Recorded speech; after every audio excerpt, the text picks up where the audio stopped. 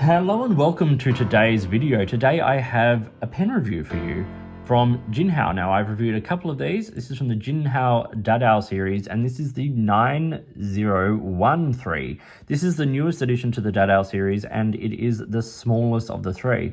For instance, originally they released the Dadao series with this pen, which is the 9019, and it is huge in comparison. I'll show that and a couple of other pens in the comparison in just a little bit, but this is the 9013 and that's what we're focusing on today. So I'll talk about parts and features, dual writing sample, all that kind of stuff. Okay, so top of the pen. Well, firstly, it is an acrylic pen, it's plastic, and with just like gold colored metal trim, and it is a pretty minimalist pen in a lot of ways and does look like a range of other pen brands. There are hints of Pilot and Namiki and all that kind of stuff all tied up in this pen. At the top of the pen we have a dome that has a little dimple in it, which I assume comes from the injection molding process, as it is mirrored on the bottom of the pen as well. So the cap swells to this center band. The clip is cut in. It's got that sort of Pilot-esque sort of ball shape. It is quite stiff but very, very usable. There is a gold band that says Jinhao Dadao number 9013, and it's laser engraved in. The cap the barrel, continues along and tapers to that domed end on there as well. It is a screw cap and it comes off in 2.5 turns, which for me is just a little excessive. And then it reveals a tiny step down, some relatively smooth threads, and then a nice chunky but short section, and then the Jinhao number 6 medium nib there with the heart. It's called their heartbeat nib. As you can see, the split in the tines is shaped like the echograph line of a heartbeat, which is kind of cute. It is a cartridge converter pen, and I will show these in comparison, but this is not one of their giant ones. One of the bonuses of that 9019 was that massive oversized converter, and they scaled that down for the 9016, and they have gone to basically a standard converter here for the 9013. And it is that Jinhao standard size if you wanted to use cartridges. So some standard international cartridges can be made to work on these pens, not all, and certainly not all the converters, and even more so, these converters and things will not work in standard pens. It's what I call the Jinhao standard, or the Chinese standard size. And that is the basics of the pen.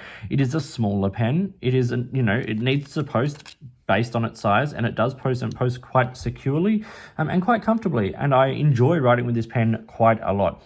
It's not a big pen, but it's a very comfortable pen. Okay, for the size comparison today, here is the Jinhao 9013. Here is the Jinhao 9016, and here is the Jinhao 9019. And here, for sake of comparison, is the standard Lamy Safari. You can see it is a smaller pen. It's shorter than you can see it graduates down from the 9019, 9016, 9013, and the numbers are corresponding to that. And then we've got the Safari, which is once again larger.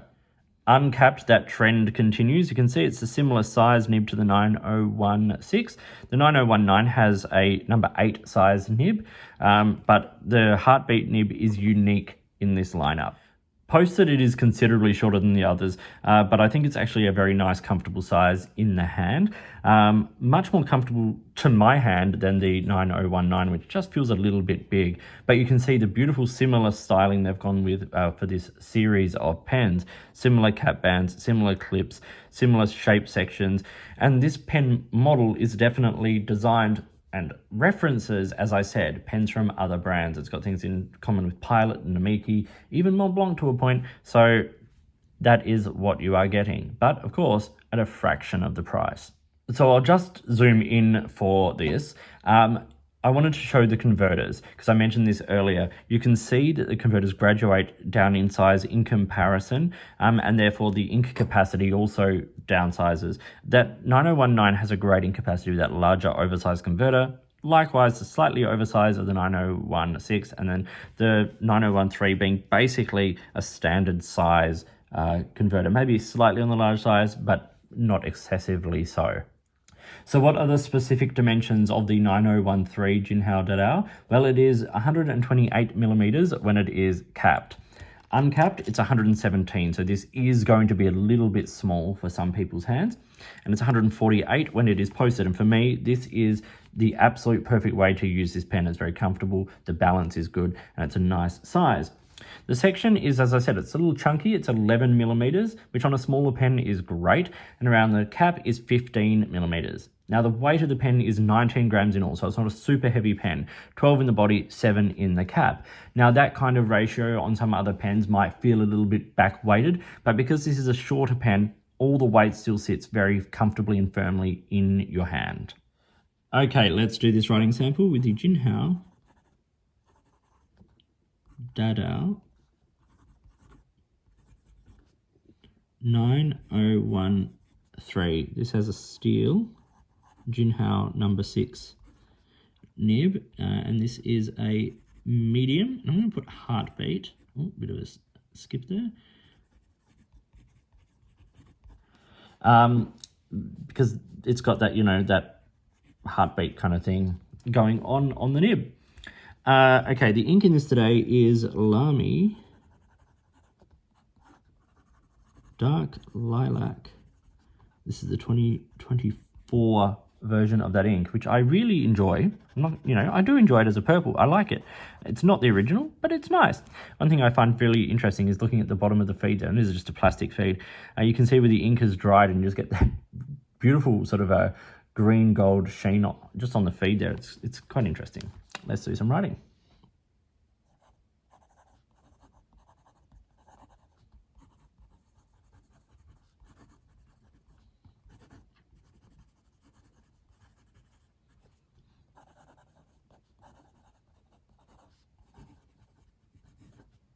So it lays down quite a generous and quite a wet line.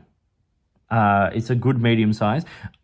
When you talk about Jinhao and their like in-house nibs, they are closer to the Western line widths than they are the traditional, Asian line widths. When you think of brands like the Japanese brands, particularly Pilot, Platinum, Sailor, even some of the Chinese brands like Wingsung, their nib lines tend to be narrower. So if it was a medium, it would, on like a Pilot, it would write like a fine on a Western pen. Jinhao tend to run closer to the Western sort of line, standard kind of line width. Reverse writing is so nice with this pen, like absolutely like amazing and not dry. It's lovely. Flex writing, you can squeeze a little bit of line variation out, but please be careful. Yes, this is a very affordable pen, so you're not going to damage it too much, but you can easily spring these nibs, and why would you want to, destroy something that writes as beautifully as this? Let's do some quick writing.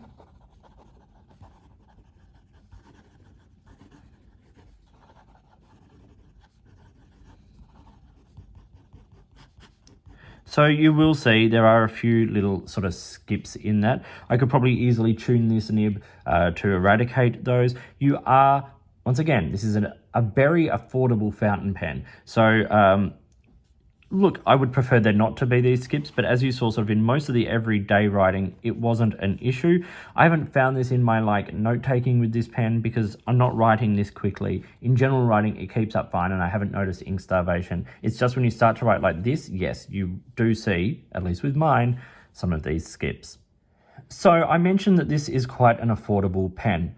Now, your mileage will vary depending on where you are, where you buy from, and it's available from sites like eBay and AliExpress and things like that. I personally paid less than $10 including postage for this pen. That's less than $10 Australian, which I think puts it at a very, very nice price point. I said maybe a little bit of tuning on the nib, but at this price point, you're getting a pretty decent and quite a nice pen for a pretty good price. So let's talk about some pros and cons. Now, cons, as you would have seen, fast writing isn't its friend. And that's okay. It's not designed to be written like that, but in everyday writing, I haven't noticed a whole lot of issues. The other issue I have, as I've had with a lot of these, is like a rattle. If I am moving the pen around in my hand or whatever, you hear the rattle of the converter. Like, it's not going to bug everyone, but it bugs me. Pros though, I really like the size. A smaller pen, not a pocket pen, but a smaller sort of standard size pen that becomes quite a beautiful usable size at its full size, and it posts excellently and quite deeply. It's super secure. I really like that. I really like how practical the pen is because of that size, because of the fact that it is a decent writer. It is practical. You can use it, and you're not feeling like you're using like a cheap Chinese fountain pen. I really like the nib. Like, firstly, that little heartbeat design is kind of cute. I like the way the nib writes. It's smooth and it's wet, and with a tiny bit of tuning, maybe just to get rid of, like, you know, a little bit of a baby's bottom or something, whatever might be the problem. As I said, I review pens the way they come. I don't tune them before I review them because I think it's important to review them as they come. So afterwards, I will tune this because I actually quite like this pen. I'm going to do some work and make it a fantastic writer. But I already enjoy how it writes. I also really like the evolution here of the Jinhao Dadao series of pens, like starting with the big guy, the 9019, and then scaling down and then scaling down again. There's kind of something for every hand size, and it makes it a really like interesting option for something in this series. You can get extra fine, medium nibs without any problem. A couple of them are number 6 size nibs, so you can easily get other nibs done. I don't know, a lot of other people are starting to do grinds and things on those Jinhao number 8 size nibs. So the evolution of the series is great. The way these pens write is fabulous. I really enjoy that. And so I really applaud Jinhao for this Dadao series. I think it's a big step up in their pen manufacturing. I think the X159 was a massive step. First one to use a number 8 size nib, all of that kind of stuff.